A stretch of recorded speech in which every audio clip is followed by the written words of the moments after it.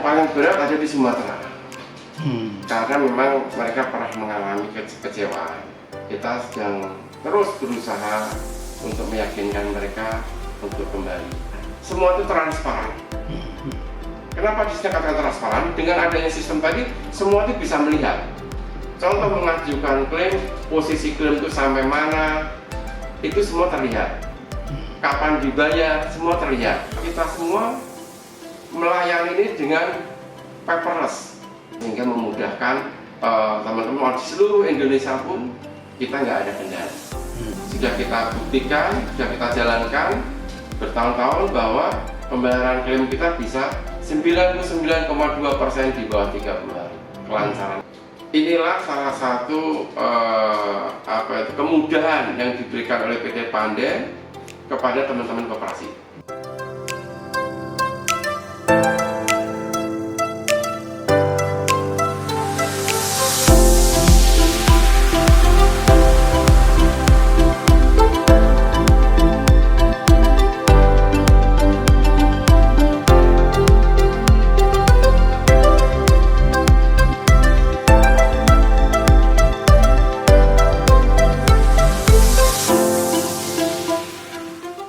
Sahabat terkasih, hari ini tanggal 18 Juni 2026 kami dari tim UKM AUFI mendapat kesempatan istimewa berkunjung ke PT Pande. PT Pande itu lembaga asuransi yang berada di dalam jejaringnya Induk Koperasi Kredit Indonesia, Inkopdit. Kami diterima langsung oleh Direktur Utama PT Pande, Pak Samsudin. Selamat pagi, Pak Samsudin. Selamat pagi. Pada kesempatan hari ini buat saya adalah istimewa karena bisa ketemu langsung dengan Pak Direktur Utamanya. Padahal kita sering ketemu di lapangan ya Pak ya. Siap. Orang lapangan, orang asuransi itu kan orang lapangan. Ya, betul. Lalu kehidupan kami dari dunia tulis menulis juga orang lapangan. Pak Sam, di dunia perkoperasian belum cukup banyak koperasi itu secara program mengkaitkan diri dengan asuransi. PT Pande ini kan memang lembaga yang bernaung di dalam lembaga gerakan perkoperasian. Bagaimana PT Pande bekerja sama dengan gerakan koperasi yang mengkhususkan diri di gerakan kredit union? Pak Sam, bagaimana Bapak dari asuransi tertarik untuk mengajak teman-teman koperasi di kredit union ini berada di dalam gerakan asuransi, Pak Sam? Baik, terima kasih Pak Mariono ya atas kunjungannya hari ini dan kesempatan diberikan kepada PT Pande. Jadi memang kita awali PT Pande ini berdiri dari Daperma, di mana Daperma dulu ada dana perlindungan bersama, di mana resiko-resiko yang ada di Kopdit dikelola sendiri, kemudian disalurkan untuk anggota-anggota yang meninggal dunia.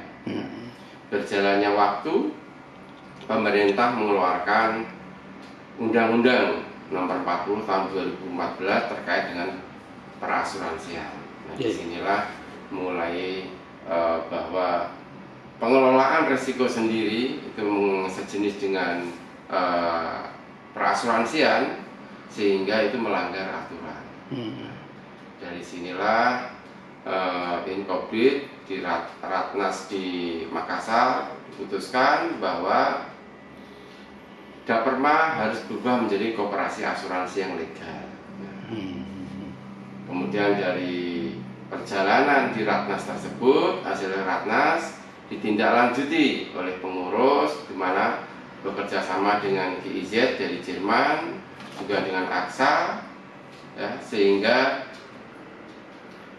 berjalan waktu mereka mempelajari sebenarnya itu usaha apa ataupun perasuransian apa yang cocok untuk CU ini. Oke. Kemudian dari CO sendiri membentuk suatu komisi dan Inkopdit membentuk komisi, dibentuklah komisi yang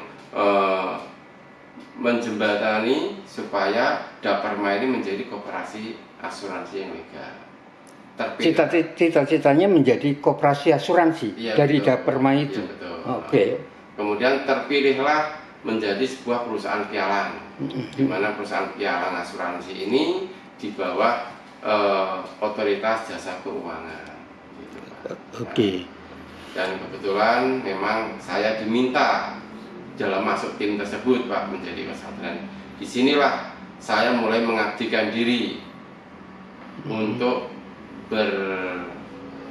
berjuang bersama dengan teman-teman asuransi, ya, untuk melindungi anggota-anggota ini dengan baik. Sehingga produk-produk yang kami bentuk benar-benar adalah kebutuhan daripada anggota koperasi. Jadi ini berjuangnya dengan teman-teman asuransi untuk koperasi. Iya. Jadi justru Pak Sam itu dari mengajak teman-teman dari asuransi untuk memikirkan koperasi ya. Iya, betul. Oh, gitu. Lalu tanggapannya teman-teman dari asuransi tertariknya karena apa, Pak Sam?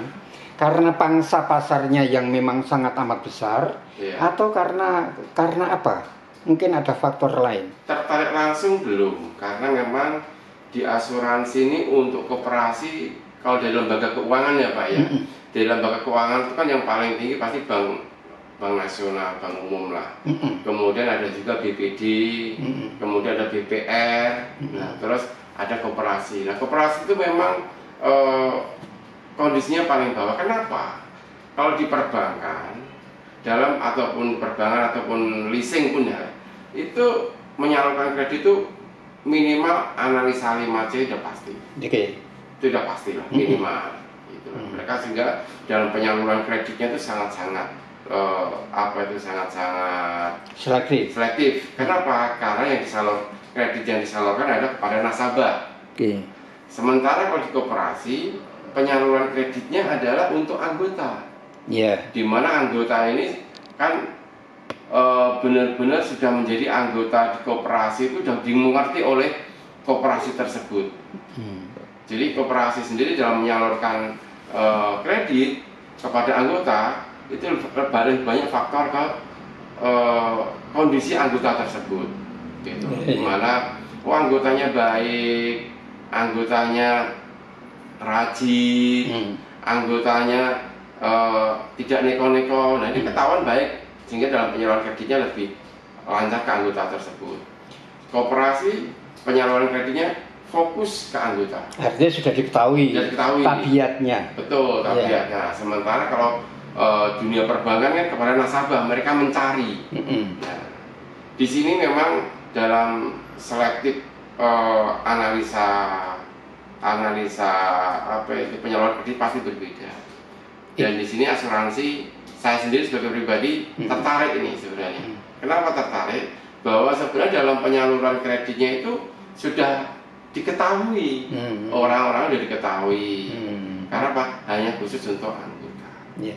Itu Pak Sam. Ya. Nah, teman-teman lain, apakah semudah Pak Sam segera percaya, ataukah juga ada perjuangan untuk meyakinkan teman-teman koperasi lain yang Bapak ajak berjuang tadi?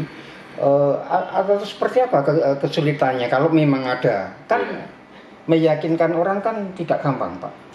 Untuk meyakinkan ke teman-teman asuransi ya kita membawa portofolio yang ada di koperasi, Bapak. Jadi portofolio kita di koperasi kita sampaikan bahwa penyaluran kredit di koperasi itu aman, gitu loh, aman. Kita sampaikan bahwa penyaluran kreditnya itu justru lebih pasti ya, lebih pasti ya karena kepada anggota. Kemudian juga jaminannya pun sebenarnya juga udah pasti juga. Kenapa pasti? Bahwa setiap anggota itu pasti punya simpanan, gitu. Juga apalagi kalau seandainya pinjaman gede bisa diminta agunan. Jadi kita untuk meyakinkan ke teman-teman asuransi memang tidak semudah membalikkan telapak tangan, tapi kita sampaikan portofolio yang ada di koperasi dan di mana koperasi itu dalam menyalurkan kredit itu sangat selektif, gitu, hanya kepada anggota. Itu akhirnya teman-teman di asuransi itu mulai terbuka. Baru mulai terbuka. Ya, terbuka bahwa Pertanyaan kemudian, setelah terbuka itu teman-teman dari asuransi kondisi berikutnya seperti apa, Pak? ya, Walaupun Bapak sudah mempromosikan, oh ini loh kemudahannya, ini loh jaminannya, kepercayaan, apa namanya ya, keyakinan gitu. Terus bagaimana kelanjutannya? kan mayoritas atau cenderung memang lebih banyak tuh kondisi baiknya. Kondisi baiknya. Kondisi baiknya. Ya tadi karena memang di koperasi hanya untuk anggota. Itu dari pihak asuransi, keyakinannya adalah setelah melihat portofolionya yakin benar. Tetapi sekarang dari gerakan koperasi sendiri terhadap apa namanya perasuransian, tidak hanya PT Pandai ya, terhadap perasuransian seperti apa sebenarnya, Pak? Karena kembali lagi bahwa tadi belum semua koperasi itu mempunyai kepercayaan terhadap asuransi gitu. Seperti apa, Pak? Nah, ini memang tantangan terbesar kami justru di koperasinya, Pak. Di koperasinya. Iya, kenapa? Karena seperti tadi disampaikan bahwa koperasi-koperasi saat ini banyak yang belum mengasuransikan. Bahkan mungkin mereka masih mengelola sendiri.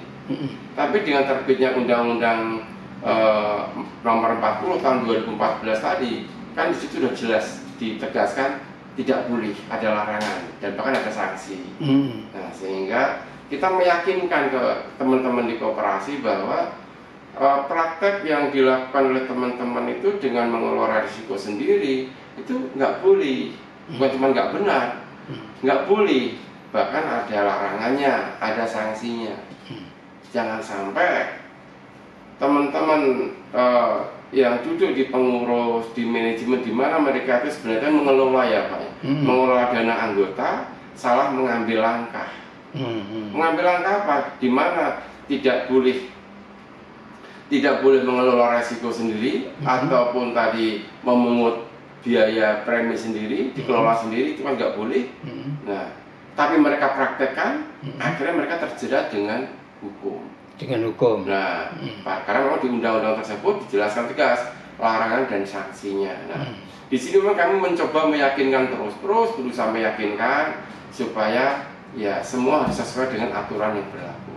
Karena kita negara hukum, ya, apalagi sekarang dengan adanya OJK lebih fokus di situ, di dana-dana yang dikumpulkan dari masyarakat, ya, harus benar-benar dilindungi. Nah, dari sinilah memang kami meyakinkan dari koperasi satu ke koperasi yang lain untuk mereka lebih memahami dan akhirnya beralih yang dulu dikelola sendiri menjadi dikelola oleh perusahaan perasuransian. Itu kalau di lingkungan kredit union, di lingkungan Kopdit. Di luar jejaringnya kredit union, artinya di gerakan koperasi lain, kan PT Pandai ini kan juga sudah mulai memperkenalkan diri, mempromosikan diri dan disambut cukup baik oleh beberapa koperasi yang ada di jejaring KSP lain atau mungkin di jejaring koperasi lain.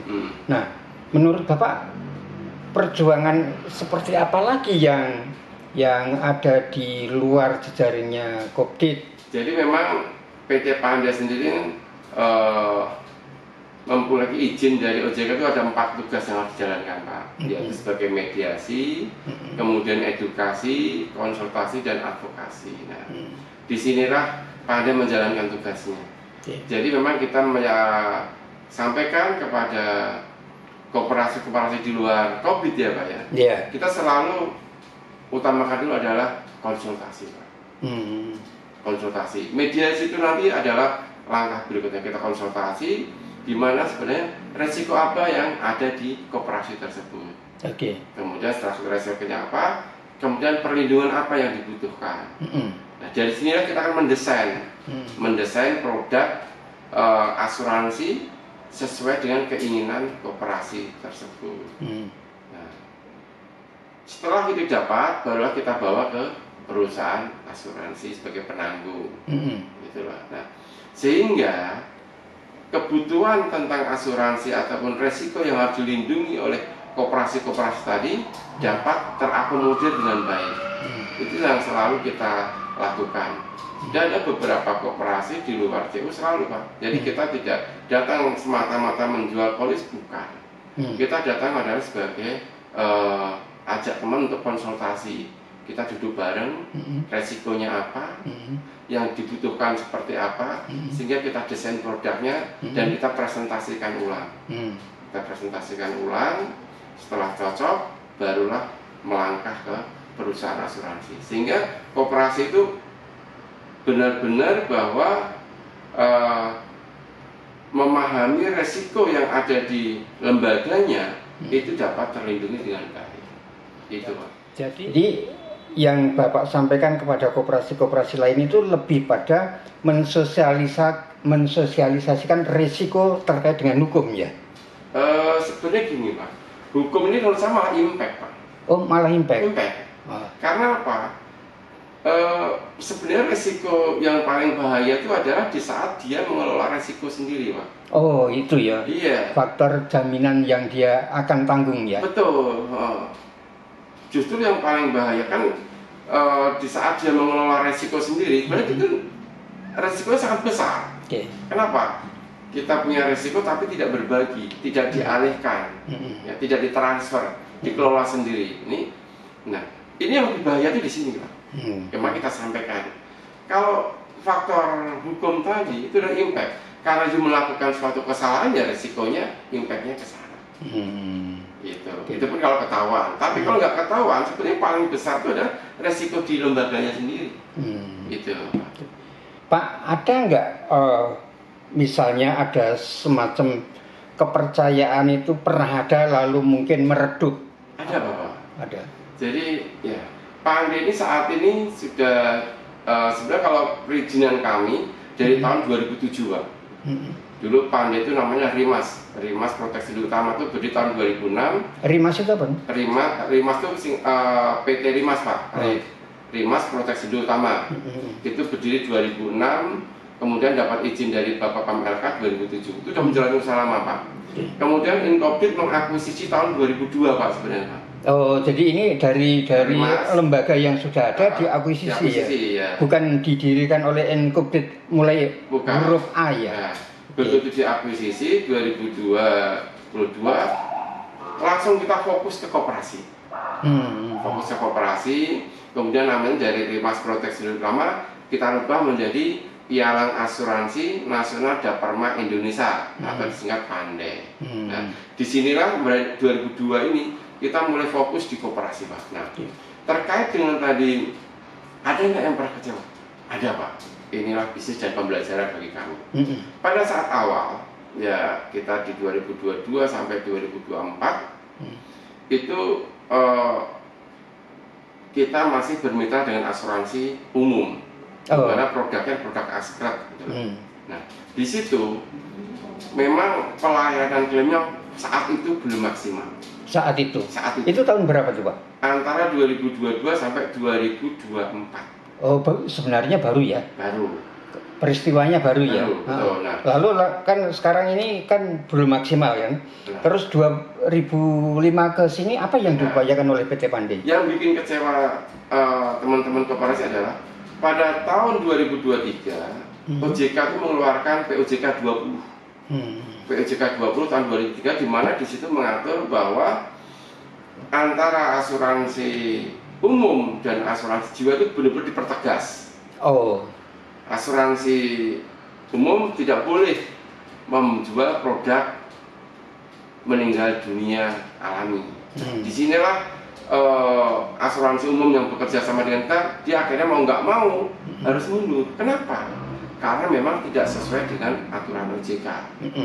Nah, karena memang POJK 20 tahun 2023 itu harus berlaku tanggal 13 Desember 2024, dia akhirnya menarik diri, Pak. Nah, menarik diri.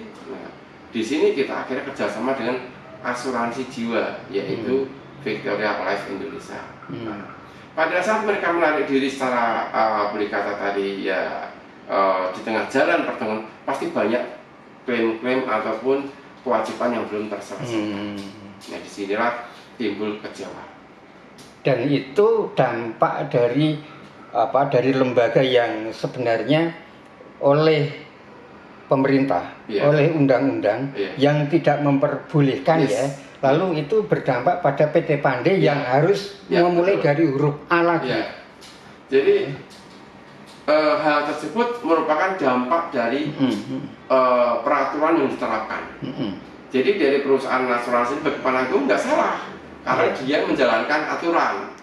Tapi memang disinilah ada pelayanan yang terhambat, sehingga banyak kewajiban-kewajiban belum terselesaikan. Nah, mulai November Desember 2024 kita sudah bekerja sama dengan asuransi jiwa, asuransi jiwa, PT asuransi Victoria Life Indonesia. Victoria Life Indonesia. Disinilah kita mulai bekerja sama dengan baik, dan dari pengalaman kita yang 3 tahun tadi, kita jadikan pembelajaran, kita bawa ke asuransi sesudah ini. Nah, disinilah kita bisa sampaikan, dan sampai saat ini kita bersyukur. Bersyukurnya apa? Bahwa pelayanan klaim pun sekarang berjalan dengan sangat baik. Kenapa saya katakan sangat baik? Karena sampai saat ini 99,2% klaim itu bisa dibayar di bawah 30 hari. Jadi kecepatan itu prestasinya. Iya, kecepatan pembayaran klaimnya luar biasa. Dan saat ini semua udah paperless, tidak ada lagi hard copy, hard file, nggak ada. Semua udah paperless. Ini artinya PT Pande harus berjuang ulang untuk meyakinkan teman-teman lembaga koperasi yang pernah menjadi penanggung atau tanggungan ya namanya ya. Ya, mereka tertanggung. Oh, tertanggung ya. Itu kan PT Pande kan Pak Sam harus berjuang keras lagi untuk meyakinkan orang yang pernah kecewa. Nggak mudah loh Pak. Bapak apa yang Bapak lakukan? Ya, inilah seperti tadi kami sampaikan, kita mempunyai tugas, salah satunya edukasi ya Pak. Kita dengan terbitnya POJK 20 tahun 2024, kita memberikan edukasi ke mereka. Kecewa? Iya. Tapi aturan harus kita sampaikan. Inilah aturan. Kita sampaikan kepada mereka bahwa kondisinya seperti ini, dan kita harus jalankan. Ya, dengan pelan-pelan. Yang sudah kecewa tadi ya kita ingatkan kembali, kita sampaikan lagi, jangan juga sampai dikelola sendiri karena itu melanggar hukum. Karena melanggar hukum. Dan resikonya juga di lembaga sangat tinggi. Dan sekarang kita sampaikan bahwa di Pande sudah memiliki produk sesuai keinginan koperasi dan mempunyai mitra yang bagus, pembayaran klaimnya lancar, paperless, difasilitasi IT yang sangat mumpuni, semua komunikasi via sistem. Jadi nggak hilang. Nggak hilang ya. Nggak hilang. Tapi itu kan mungkin tidak mudah Pak. Sudah berapa banyak yang kembali ke PT Pande Pak? Ya memang dikatakan berat, memang itu tantangan bagi kami Pak.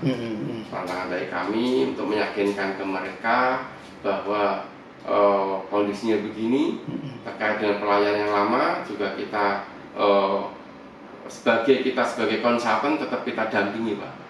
Jadi untuk klaim-klaim yang lama ataupun tertanggung ataupun koperasi yang lama tadi Pak, tetap kita bantu Pak, karena itu tugas kita dari OJK, salah satu membantu sampai penyelesaian klaim. Pertama itu, jadi kita yakinkan ke mereka ya kondisinya seperti ini, sekarang menjadi lebih baik ya.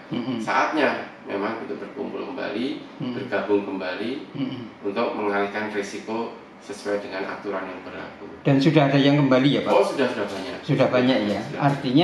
Artinya itu pembelajaran Pak Sam, teman-teman di Pande berhasil lah. Ya, itu kan belajar kan tadi kan, berhasil. Pak Sam, begini, kalau kemarin itu saya mendengar dari teman-teman itu kan ada yang dari pihak anggota koperasi sendiri yang dalam tanda petik kanan kiri mematikan anggota ya, atau orang yang tertanggung mematikan kan, terus mengklaim itu. Pak Sam pernah mengalami kondisi seperti itu enggak sih? Iya, seandainya itu terjadi Pak, kan kita semua itu by data Pak. Proses klaim kita itu paperless dan semua by data.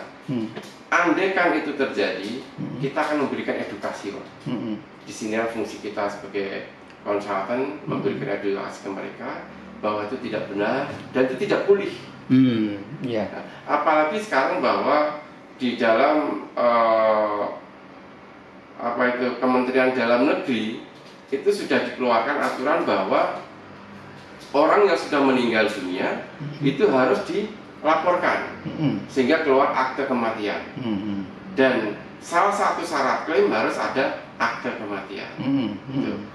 Kemudian diperkuat lagi dengan di AAJI, yaitu Asosiasi Asuransi Jiwa Indonesia, bahwa persyaratan klaim meninggal dunia harus pakai akte kematian.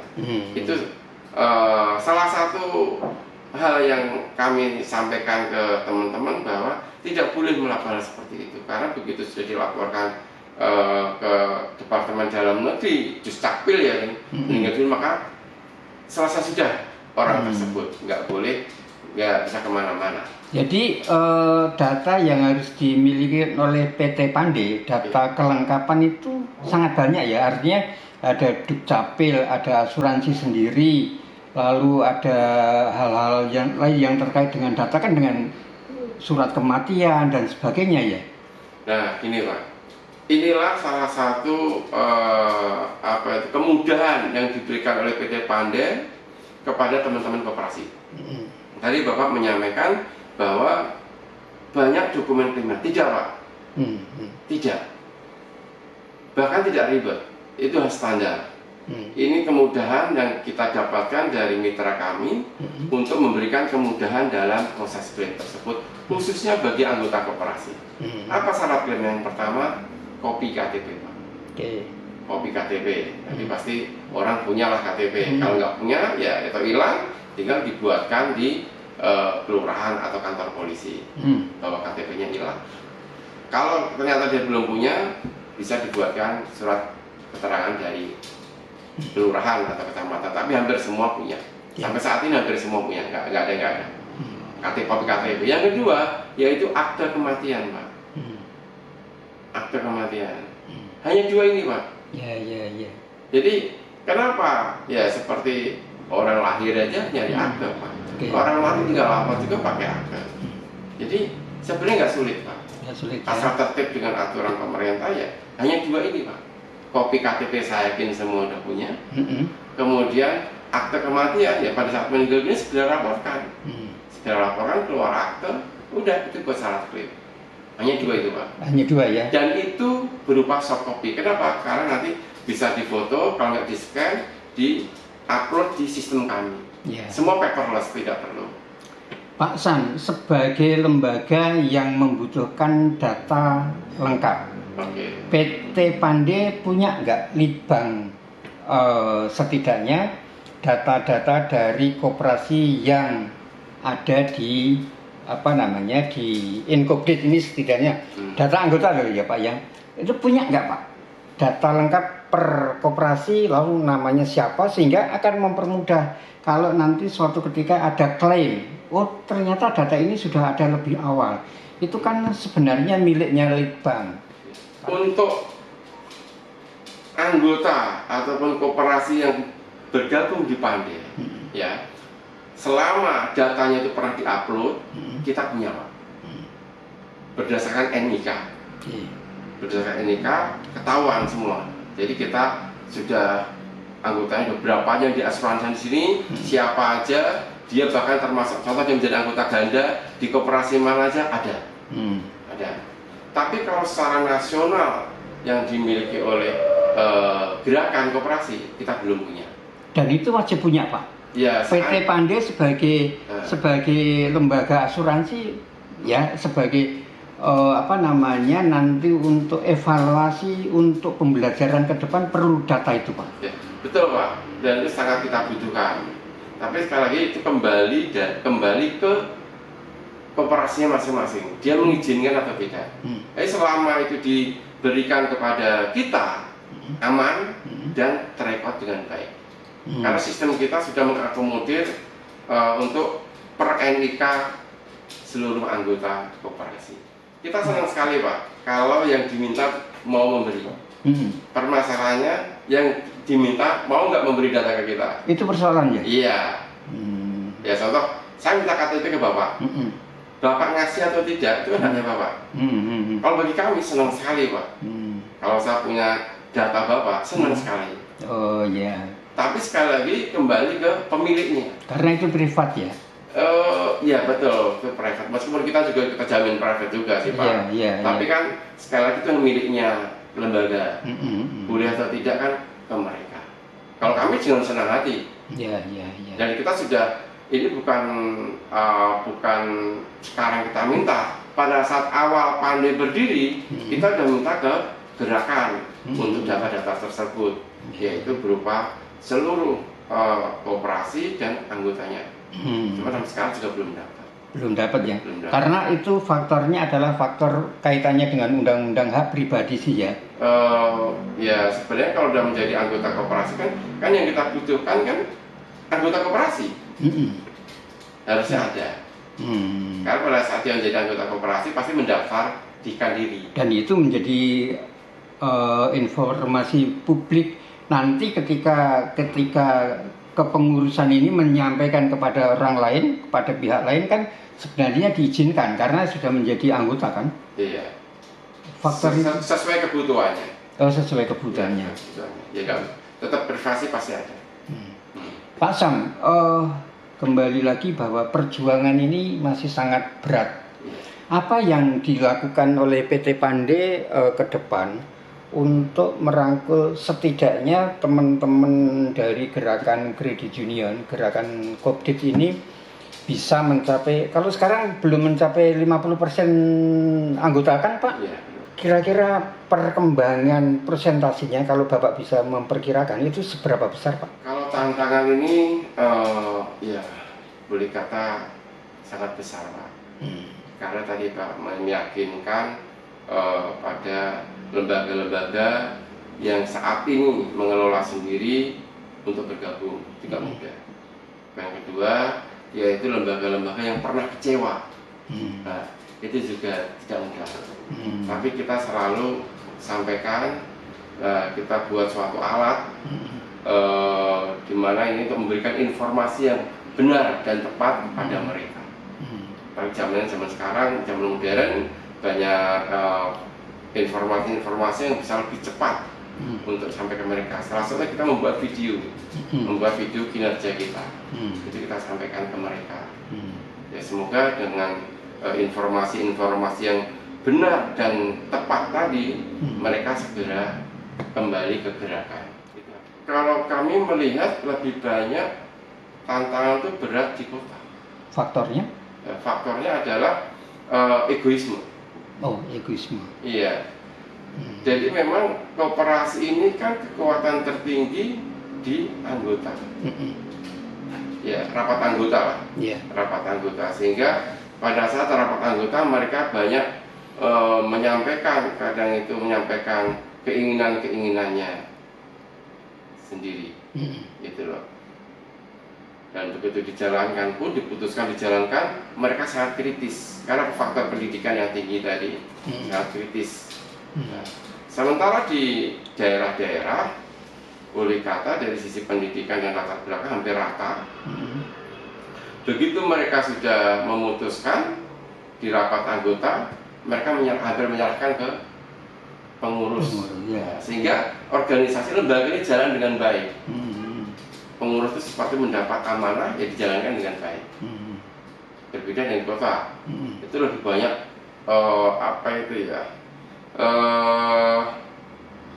keberanian untuk menyampaikan langsung itu cukup tinggi. Gitu. Dan ini faktornya memang betul. Kita dapat lihat bahwa koperasi-koperasi di daerah lebih maju dibandingin yang di kota. Karena faktornya lebih mudah untuk menyamakan kejiwaannya. Iya betul. Dan di daerah itu kan faktor sosiologi itu hampir sama, ya kan Pak. Sementara di kota beraneka warna. Itu faktornya adalah faktor sosiologi, faktor pendidikan. Sekarang kita kealih ke wilayahan di Jawa. Dengan di luar Jawa, mungkin di daerah Kalimantan ke sana atau Sulawesi ke sana dengan di NTT untuk meyakinkan teman-teman ini menjadi anggota, menjadi nasabahnya PT Pande yang paling barat yang di mana Pak? Di Jawa, di Kalimantan, Sulawesi bagian sana, lalu bagian timur gitu. Yang paling berat di mana Pak? Saat ini yang paling berat ada di Sumatera. Karena memang mereka pernah mengalami kekecewaan. Dan kita sedang terus berusaha untuk meyakinkan mereka untuk kembali. Dan kekecewaan tersebut ya dapat kita selesaikan bersama-sama, duduk bareng-bareng. Mudah-mudahan nanti dengan kita memberikan penjelasan yang lebih detail, mereka segera kembali ke PT Pande. Sekarang pembahasan Undang-Undang Perkoperasian masih di DPR. Apa yang Bapak harapkan? Sebenarnya pemerintah itu sudah mengizinkan Pak, bahwa koperasi di dalam Undang-Undang 40 tahun 2014 itu salah satu bentuk usaha yang boleh berusaha tentang asuransi adalah koperasi. Sebenarnya pemerintah sudah mengizinkan. Gitu. Jadi pemerintah sebenarnya sudah mengizinkan kalau koperasi itu bergerak di bidang asuransi. Tetapi ya semua harus ngikutin aturan yang ada di Indonesia. Nah, sekarang perusahaan perasuransi itu di bawah OJK, regulasi OJK. Jadi harus ngikutin ke sana. Jadi kalau bicara undang-undang, sebenarnya kesempatan sudah ada ya? Sudah ada, sudah diizinkan. Tapi intinya bahwa pemerintah itu sebenarnya sudah membuka ruang, mengizinkan bahwa boleh koperasi untuk usaha asuransi, tapi ya otomatis ngikutin aturan yang berlaku. Terkait dengan undang-undang yang sekarang sedang dibahas, harapan kami adalah bahwa ya paling utama adalah untuk meningkatkan kesejahteraan anggota dan penguatan lembaga koperasi itu sendiri. Itu yang paling penting menurut saya. Jadi mudah-mudahan undang-undang nanti yang digarap itu adalah memberikan perlindungan terhadap anggota dan anggota menjadi sejahtera, dan perlindungan terhadap lembaga dan lembaga menjadi lebih kuat.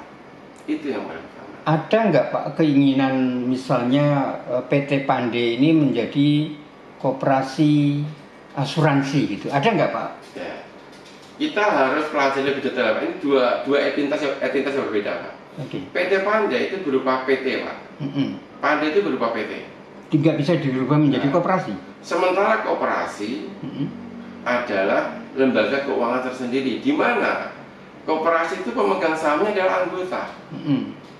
PT merupakan persero-persero tadi Pak. Jadi ini dua entitas yang berbeda. Berbeda ya. Berbeda. Iya. Artinya tidak mungkin. Kalau tidak mungkin Pak. Artinya tidak mungkin PT Pande akan menjadi koperasi asuransi karena pemegang asetnya gitu kan, ada beberapa pihak yang merupakan lembaga, bukan perseorangan. Sementara koperasi harus perseorangan ketika primer. Kalau sudah sekunder harus jejaring ya. Faktor itu ya Pak. Kecuali koperasi multi pihak, tapi saya belum begitu mendalami koperasi multi pihak. Tapi dilihat dari entitasnya mau berbeda, perizinannya berbeda, izin dari ke SK Kemenkumham-nya berbeda. Kemudian juga perizinan ke OJK-nya pun juga berbeda. Koperasi ke Kementerian Koperasi, sementara kita perizinannya ke OJK. Kalau nanti bergerak di asuransi pasti harus ke OJK. Harapan kami adalah bahwa saat ini gerakan koperasi dan UMKM sebenarnya memiliki konsultan perasuransian yang sangat mumpuni, yaitu PT Pande. Kita memiliki produk di mana produk ini sangat melindungi anggota-anggota. Sudah kita buktikan, sudah kita jalankan bertahun-tahun bahwa pembayaran klaim kita bisa 99,2% di bawah 30 hari kelancaran klaimnya. Kemudian juga difasilitasi sistem, di mana sistem ini kita buat khusus untuk koperasi dan UMKM, di mana mereka bisa mengoperasikan sistem untuk keperluan asuransi. Yang ketiga, bahwa kita semua melayani ini dengan paperless. Sudah tidak ada lagi yang namanya dokumen-dokumen hard file. Kita semua udah paperless, sehingga memudahkan teman-teman di seluruh Indonesia pun kita nggak ada kendala. Begitu juga di sistem kita, semua komunikasi sudah terekod by sistem. Kita fasilitasi seperti chat itu, seperti WA. Jadi chat itu tidak akan hilang, bahkan tidak bisa dihapus karena sistem yang bikin kita terekod terus. Nah, disinilah harapan kami adalah dengan kita memiliki produk dan sistem yang bagus ini, harapan kami kemudahan yang dimiliki dan produk yang dimiliki oleh PT Panen ini dapat dirasakan semua koperasi dan UMKM yang ada di Indonesia. Goalnya apa? Goalnya adalah supaya anggota menjadi lebih sejahtera dan semua itu transparan. Kenapa dikatakan transparan? Dengan adanya sistem tadi, semua itu bisa melihat. Contoh mengajukan klaim, posisi klaim itu sampai mana, itu semua terlihat. Kapan dibayar, semua terlihat. Tidak ada lagi dusta ataupun tidak ada diumpet-umpetin, nggak ada. Kapan dia lapor klaim, posisi klaimnya sampai mana, kapan dibayar, semua difasilitasi di sistem. Dan ini sudah terbukti berjalan dengan baik bertahun-tahun dan pembayaran klaim kita sudah 99,2% per klaim yang di bawah 30 hari. Itu Pak. Pak Son, terima kasih kesempatan pagi hari ini perbincangan kita semoga mempunyai manfaat bagi kita semuanya.